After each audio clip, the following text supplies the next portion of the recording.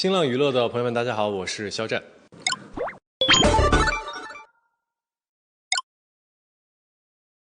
很真挚啊，很热血呀、就是可以为了兄弟去牺牲自己。而且肖申生我觉得就是这样的一个人，讲义气，重情义。他对朋友、对家人、对自己的事业，我都会有共鸣。我觉得他是一个很真挚的人，恰好也想去做一些跟之前拍的东西有一些区别的这样的一个决定，然后恰好又看见了孟海的这个剧本，所以一下子就被吸引。因为他其实写群像写得非常的好，然后剧情也非常的扎实，然后以及肖申生这个人物的成长非常的完整。他可比我外向太多了啊！他是一个社牛，但我自己其实是有一点点社恐的这样的一个人，所以在演的时候，有时候演完自己也会觉得说，哎呀，原来这就是社牛的快乐嘛！看到很多人在说什么异性人格、I 型人格，那可能他就是异性人格吧。异性人格可能就是很外向的这样的人。那你自己呢？I 吧。又内向又自律的那种。哎，就也不到内向吧，可能就是没有那么的社牛。所以去演一个社牛的那个人生的时候，你需要调动自己某一些技能吗？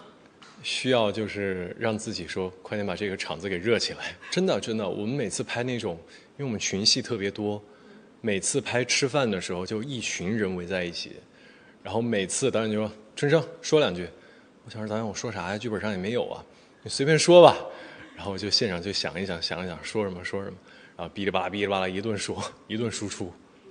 所以现在是那种聚会，只要拿起杯子就知道要看什么的了。现在又有点退化了。北京话。当然这个是一个很大的挑战，这个是大家都看得见的一个挑战。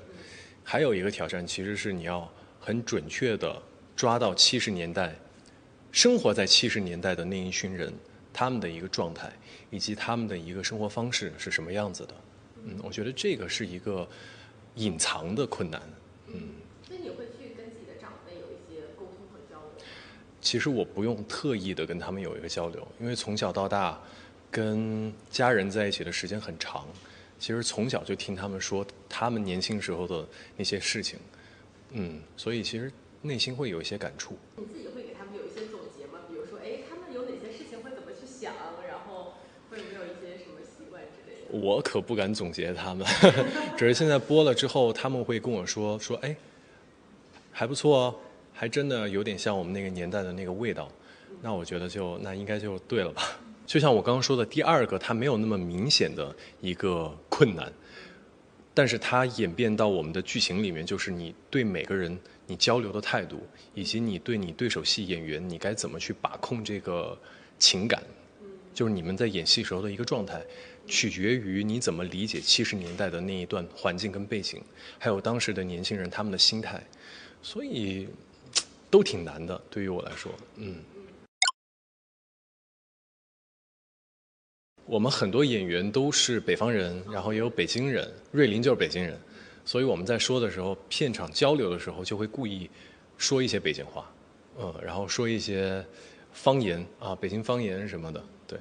配了之类的。对对对，还有什么颠儿啦，然后哎呦嘿，哎呦喂，呵，就是这种啊。那些东西就是你在看剧本的时候是对你来说有一些困难的。我们在围读的时候，我就那个小笔记就一直在做，就是哎，这个字儿，这个词儿什么意思？划个道儿，就是各种要备注。然后很有意思，我跟我姐都是南方人，但我们在围读的时候我不知道，然后大家就介绍自己，我说各位老师好，我是肖战，我是重庆孩子。然后他啊，你重庆人，南方人。我想说，哎呀，大家都是北方人，先天优势啊。结果到我姐的时候，上海人。我想说，然后我姐说我们俩真是啊，南方孩子，然后要去演北方人，从小在北京长大。然后我们想说，干脆这样吧，姐，我们就把这个故事背景改一改，就说我们其实是南方长大的孩子，然后迁去了北方。当然这个是开玩笑啊，就很有意思。所以你有给那个角色有一些自己的设计在里面吗？其实设计最多的就是前期说话没个正形，就是各种就是那种吊儿郎当的，然后跟你说话永远不好好跟你说，然后头永远有点歪，就是有点拽拽的感觉。后面的改变就是越来越沉稳，因为其实这个人他在不停的成长嘛，你经历了很多事情，然后你见证了很多世间的冷暖，你自己对于人生的思考跟状态也会不一样。我觉得这个是他骨子里面的那种骄傲吧，骨子里面的那种不服输。如果是你，你也会卷吗？我可能会卷，但是也不会卷到这么厉害吧，觉还是要睡的。对于肖战本人来说的话，可能就是想好好的做好自己的事情，没有说我要去卷别人，或者我要怎么样卷自己，就是尽自己所能做好吧。上一次我们说，那宁愿自己累着吧，也挺好的。对，让自己累着吧。就现在还是这样的。现在依旧很累，没有，就是很开心的累。每一个人都很放松，真的给人感觉像在一起生活了很久的一堆朋友。我觉得如果有花絮的话，放出来大家应该能乐死。因为很多人都是北方人嘛，我觉得北方人有一个先天性的一个优势，就是他们的语言优势，然后他们说话就特别逗，然后我们在现场就是每天都是欢声笑语。所以你在他们之中的那个地位跟肖申生比是差不多的吗？我就是看看大家啊，乐呵乐呵。肖战在现场就是一心都在想那个北京话要怎么说，北京话要怎么说。始终绷着一根筋。对，都在想词儿嘛。对于我来说，为什么我一开始看见这个剧本，我会觉得说很喜欢，很有共鸣，可能跟我从小生长的环境有关。其实我小时候也是在厂区长大的，不能说一模一样吧，但是能找到很多小时候自己生活的影子，所以我可以代入我自己。当初看到剧本之后，跟导演讨论的也是，就是其实我们这个剧不是编剧在替你去做一些选择，而是你的人物在当下的那个环境跟社会，你自己要走出这一步，要主动的去选择。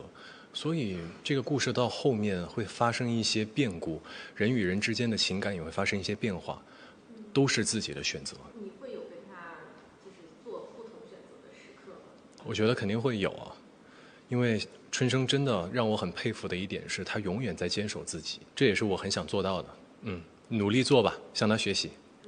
那剧中有哪些就是他们当年那个年代人的那种精气神儿能感染到你吗？或者他们那种很多呀，就是包括我们一开始在冰场滑冰的那些戏，包括我们一起骑自行车，然后就是那种朝气蓬勃的状态。所以就像你刚刚说的嘛，其实它的复杂性的程度是在于你要让观众觉得它没有变，但是他又在时代的浪潮里面做出了属于自己的选择。我觉得这个是其实真的很难，因为他从一个青年青春期，然后走到了四十多岁，然后成为一个创业，成为一个企业家，这中间发生的事情，你既要让观众觉得他在坚守自己，但是你同样你也要让观众觉得他成长了。所以这个也是我在拍的时候一直在衡量的一个点。最让我印象深刻的就是选择的那个点题，因为其实我从来没有跟别人说过，我相信就是其他人也不会知道，所以大家在我们仅仅播出了这些的集数里面，他们自己就已经感受到了这样的一个怎么说一个主题，所以让我觉得很惊喜，然后也很意外。就是大家分析人物之间的关系啊，然后做的一些梗啊，都挺有意思的，而且有的分析很准确啊，包括就是角色在做出选择的这个点题上面，我觉得是非常准确的。其实都挺多挺搞笑的。